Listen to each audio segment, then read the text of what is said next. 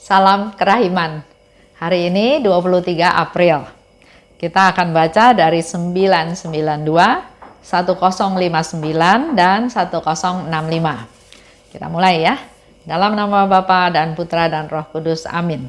992. Aku melangkah maju menapaki kehidupan di tengah pelangi dan badai. Tetapi kepalaku menjulang tinggi memancarkan kebanggaan karena aku adalah seorang anak raja. Aku merasakan bahwa darah Yesus mengalir dalam nadi-nadiku dan aku telah menaruh kepercayaanku pada kerahiman Tuhan yang agung. 1059. Yesus menyuruh aku melakukan novena menjelang pesta kerahiman ilahi. Maka hari ini aku memulai novena itu dengan wujud supaya seluruh dunia bertobat dan mengenal kerahiman ilahi. Sehingga setiap jiwa akan memuji kebaikanku. Aku menginginkan kepercayaan dari segala ciptaanku.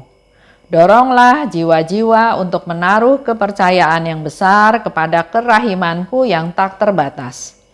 Biarlah jiwa yang lemah, yang berdosa, tidak takut menghampiri aku. Sebab kalaupun dosanya lebih besar daripada butir pasir di seluruh bumi, semua itu akan tenggelam dalam lubuk kerahimanku yang tak terhingga. 1065. Yesusku, dukunglah aku apabila hari-hari sulit dan berawan tiba, hari-hari pencobaan, hari-hari penderitaan. Apabila penderitaan dan keletihan mulai menghimpit ragaku dan jiwaku, topanglah aku ya Yesus dan berilah aku kekuatan untuk menanggung penderitaan. Jagalah bibirku jangan sampai melontarkan kata keluhan kepada ciptaan. Hatimu yang maha rahim adalah harapanku. Aku tidak memiliki suatu pun untuk membela diri kecuali kerahimanmu. Pada kerahimanmu bertumpu seluruh kepercayaanku. Aku melangkah maju, menapaki kehidupan di tengah pelangi dan badai. Tapi kepalaku menjulang tinggi karena aku anak raja. Jadi walaupun ada badai, walaupun ada pelangi, ada sukacita, ada kegembiraan, ada badai, ada keributan, ada penderitaan, ada kesusahan, ada penganiayaan, tapi kita tetap harus dengan kepala tegak. Menjulang tinggi karena aku anak raja. Karena aku adalah anak-anaknya Tuhan yang dikasihi Tuhan. Aku merasa darah Yesus mengalir dalam nadiku. Dan aku menaruh kepercayaan pada kerahiman Tuhan. Itulah imannya Suster Faustina. Dia nggak peduli dengan situasi yang ada, tapi dia selalu mengandalkan kerahimannya Tuhan. Tuhan yang maha rahim. Tuhan yang selalu menjaga, memelihara, melindungi, mengampuni, memberikan kasih-Nya tanpa dibatasi, tidak terbatas. Yesus menyuruh aku melakukan novena menjelang pesta kerahiman ilahi. Ini sudah lewat ya, kita sudah lewati, kita sudah pesta kerahiman. Tapi hari ini kita mau bahas kembali diary ini, apa yang diminta oleh Yesus. Dan Suster Faustina memulai novena tersebut dengan wujud supaya seluruh dunia bertobat dan mengenal kerahiman ilahi. Jadi novena yang diminta oleh Tuhan adalah novena yang dimulai pada Jumat Agung. Tapi bukan berarti kita boleh melakukan novena 1 tahun lagi. Kita boleh melakukan novena kapan saja. Ya. Dan dengan wujud-wujud yang terserah yang kita mau ajukan. Tapi di sini Suster Faustina katakan dengan wujud supaya seluruh dunia bertobat dan kenal kerahiman ilahi. Harapannya Yesus dengan adanya novena tersebut adalah supaya setiap jiwa memuji kerahiman Tuhan. Dan Yesus ingin supaya ada kepercayaan dari ciptaanku katanya. Supaya mereka percaya pada Tuhan, percaya pada kerahimannya. Yesus minta lagi pada Suster Faustina untuk mendorong jiwa-jiwa ini untuk percaya pada kerahiman Tuhan yang tidak terbatas. Karena masih banyak orang yang nggak percaya. Kita perlu mendorong, kita perlu mendoakan, kita perlu mewartakan, kita perlu menceritakan tentang kerahiman Tuhan tersebut supaya jiwa-jiwa yang lemah, yang berdosa, nggak takut datang pada Tuhan. Di dalam sakramen tobat, sakramen kerahiman, dosa yang merah, semerah padam pun Tuhan bisa hapuskan.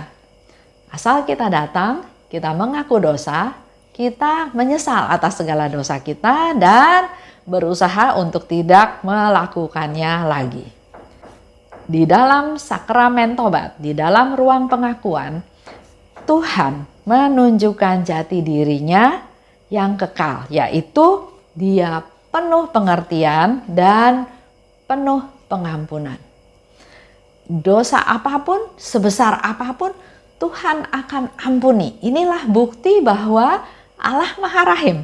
Itulah tempat dalam tanda kutip, ruang pengakuan yang dipakai Tuhan untuk menunjukkan jati dirinya bahwa Dia mengerti, Dia mengampuni, Dia tahu kita lemah, tidak berdaya, dan Dia memberikan rahmat kekuatan yang baru untuk hidup kita selanjutnya. Nah, kalau kita nggak mau ngaku dosa, itu kan sama juga dengan artinya dosa itu mau disimpan sendiri, nggak mau diaku. Dia mencintai dosanya. Dia nggak mau lepas dosa itu, padahal kita tahu dosa itu sesuatu yang jelek ya. Dengan kita nggak mau ngaku dosa kan terkesan seolah-olah saya mau tetap keep dosa saya, nggak boleh ada yang tahu, biar saya tetap berdosa. Apakah kita mau jadi orang seperti itu? Padahal kita tahu Tuhan merindukan untuk menyucikan kita. Tuhan rindu untuk menyembuhkan kita manusia berdosa. 10:65, oh Yesusku, dukunglah aku apabila hari-hari sulit dan berawan tiba.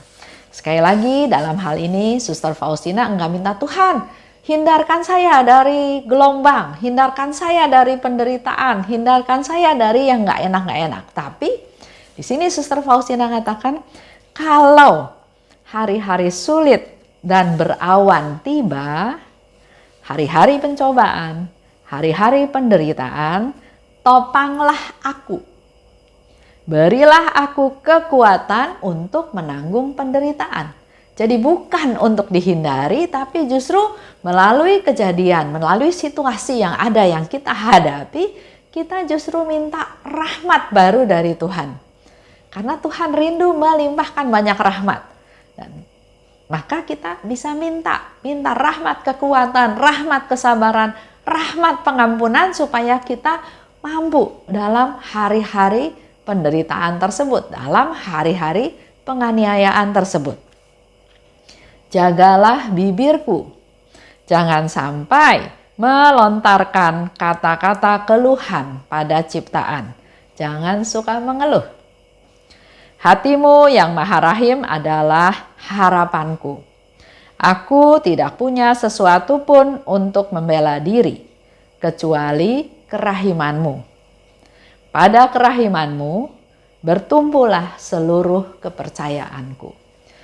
Ini menjadi satu masukan buat kita semua, buat terus memakai hari-hari yang kita diberi oleh Tuhan, hari-hari besok, hari-hari yang akan datang untuk terus mendidik diri kita, belajar supaya kita makin bertumpu pada kerahiman Tuhan.